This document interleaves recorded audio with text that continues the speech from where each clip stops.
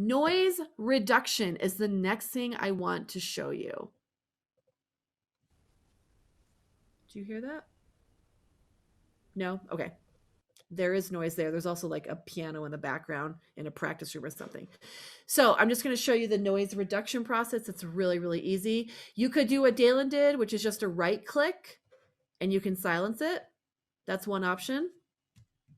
But you can also run a noise reduction right here. What we're going to do is we're going to capture that noise print. And so you could do this like for page turns, key clicks, just noise in the background. If there's a specific sound you want to strip out through the entire track, you can grab it. So you'll grab that spot where you hear the noise. And ideally, there'll be nothing else going on. So no actual sound or pitch being produced, just the noise itself. So you select it and you run the capture noise print. Nothing happens. Great, but it captured it. And then you do again, effects, noise reduction, and now you're going to run the noise reduction process.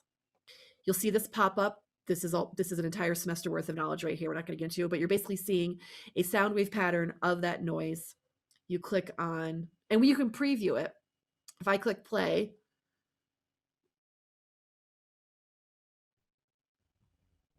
I can turn it off or on. Did you guys hear that difference?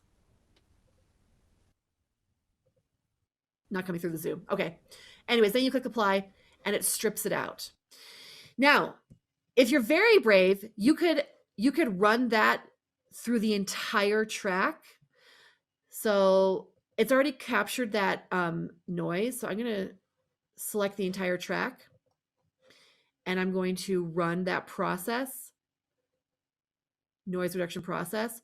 Watch carefully. Watch the graphic sound wave and see if it changes.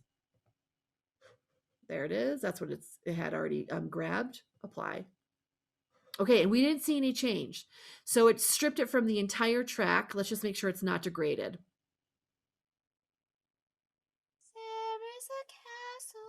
It's not degraded, okay?